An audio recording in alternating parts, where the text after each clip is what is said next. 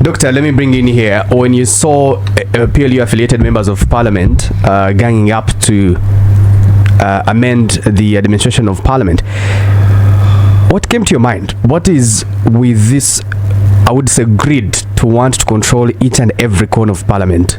I think I'll begin with a broader question. The broader question is, has democracy worked in Africa? Because my land colleague Otto is talking about the minute details of how a multi-party system functions and that the Ugandan citizens agreed to. But the broader question is, where has democracy worked in Africa? For example, in Cameroon recently, you've seen that a man who has ruled the country for over 40 years has just installed his son as vice president and as army commander. In Uganda here itself, you've seen that if an MP passes away, they bring the daughter or son. And the intelligence services have conscientized Ugandans' minds to think that that's okay, that we should not get the best person, that's just sympathy, we should just get somebody's daughter to come to represent our views in parliament.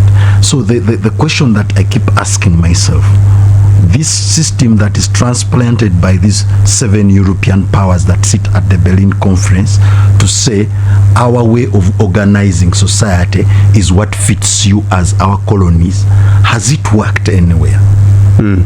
Let me know if you know of any African country where it has worked. The other day somebody was telling me in Ghana has a lot of problems. We went to Ghana in 2009 to introduce iPod here.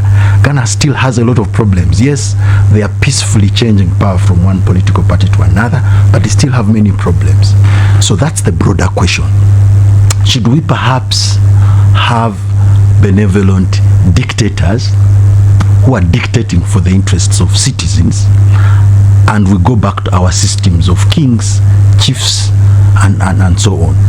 Because this transplanted system to us, this culture that is from these 7 European colonial powers, is not working. And a clear example that it's not working is what my colleague Honorable Dongoto is explaining. But let me go to it a bit into the narrower bit of the issue of multi-party political system. First of all, when the NRM begins on January 26, 1986, it argues that nobody should be in a different political party because political parties had created ethnic divisions, had created religious divisions, and consequently there was need for this broad-based system. But the interesting bit that many people do not think about is on 25th January 1971, Idi Amin captured power. On 25th January 1986, Museveni captured power. But they ran away from 25th January 1986 and said actually have captured power the next day. What was the reason? Because they wanted to disassociate themselves and their capture of power from the characterization of Idi Amin's government. Are we not at this time in place? I mean, at this time that we're speaking, are we not where Idi Amin was? Because our constitution provides that the military is subordinate to civilians. We, the civilians, are the ones supposed to order the military. Now, if the military is ordering civilians and how to structure power in society, then that's quite a bit of a challenge.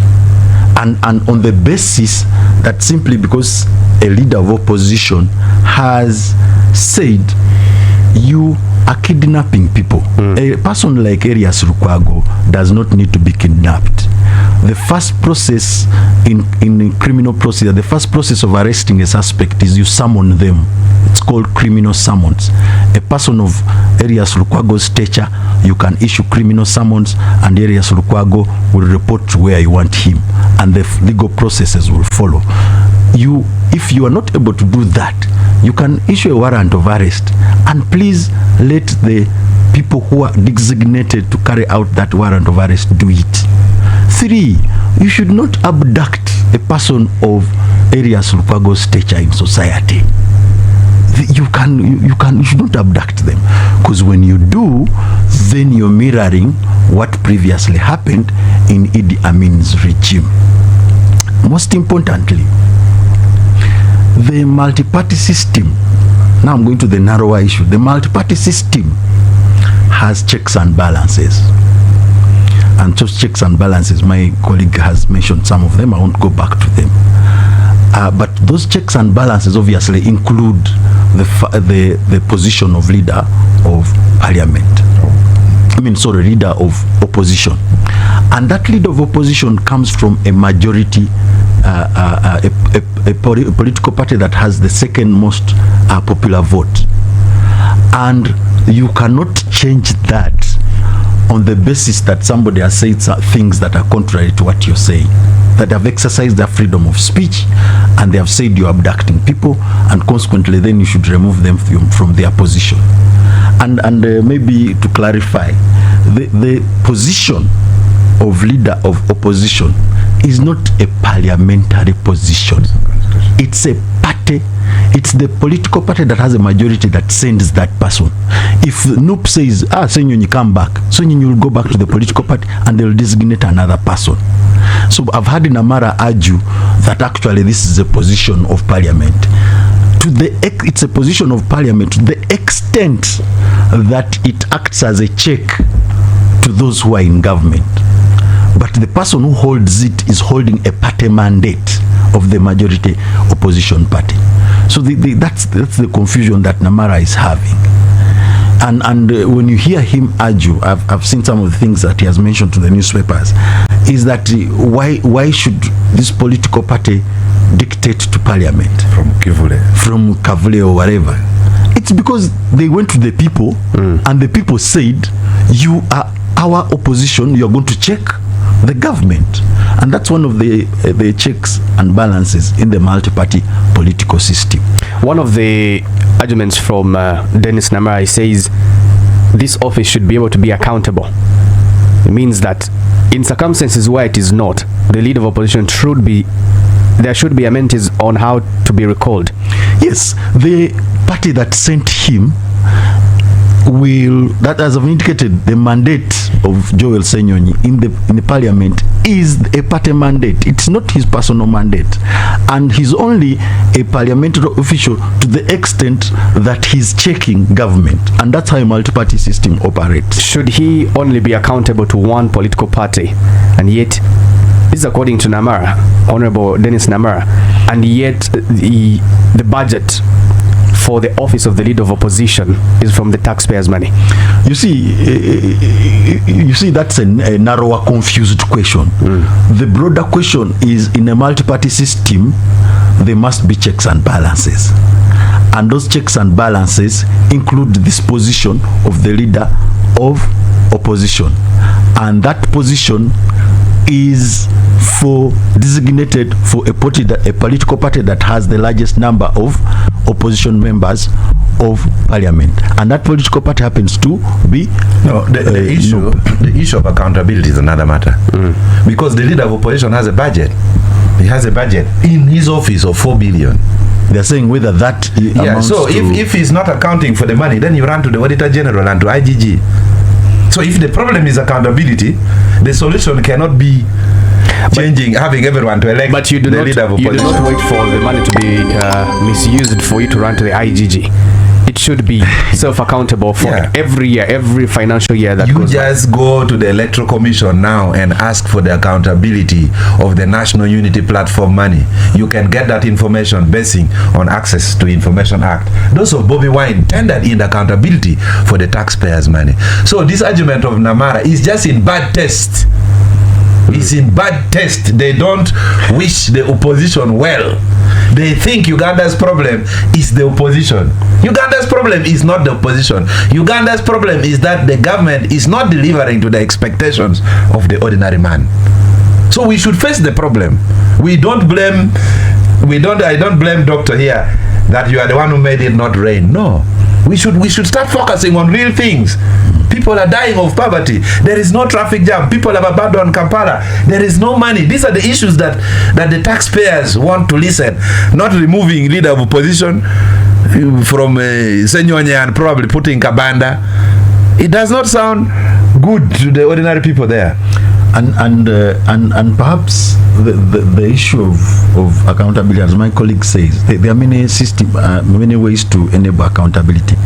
But one is the Auditor General, but two is the Electoral Commission. Yes. The Political Parties and Organizations Act provides for annual statements of accounts from political parties.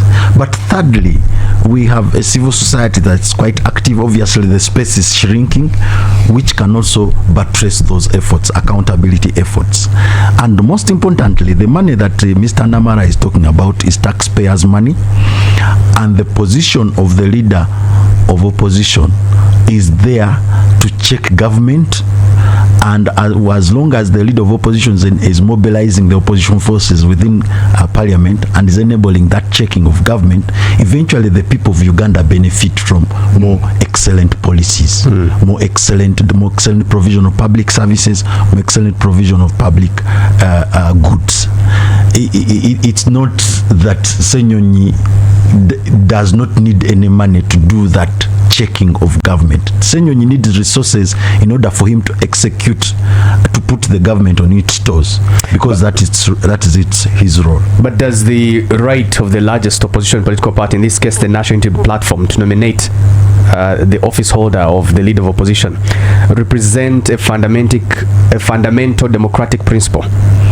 You have a slightly you have an argument, a small one, that the leader of opposition, as you're calling him, ought to then take the interests of other smaller political parties into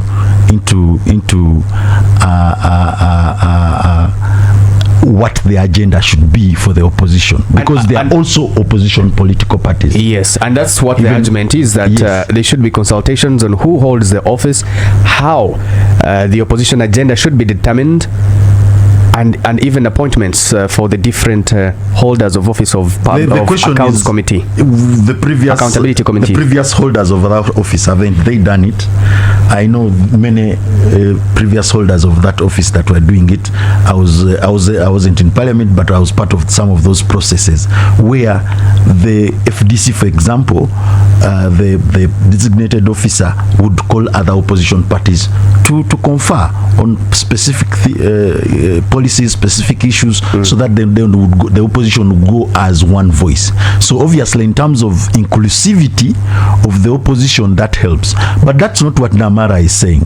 Namara is saying that actually even independents should vote for the leader of opposition. So then that's a problem. Why? Because the independents already have signed memorandums of understanding. They have gone to Chankwanzi. They are already aligned to the NRM. So then that means you're diluting these checks and balances within this parliamentary system. That's why I went back to the broader question, whether when we copied these things, we are really executing them the way the Europeans are executing them, where we borrowed them from, or where they were imposed from. Because the issue is, if you have that office needs to check government policy, needs to check government bills. If there are laws that are going to be made, this leader of opposition is able to mobilize his party, mainly because they are the majority, but also can mobilize other opposition forces as long as they agree with what they intend to oppose against what the government has brought to the house. So the position is not just a position that enables Senyonyi to enjoy benefits and to get these benefits that are equivalent to that of a cabinet minister. The money that is provided to him is provided to him to enable us as Ugandans benefit from a larger front, because he cannot operate without money, without taxpayers.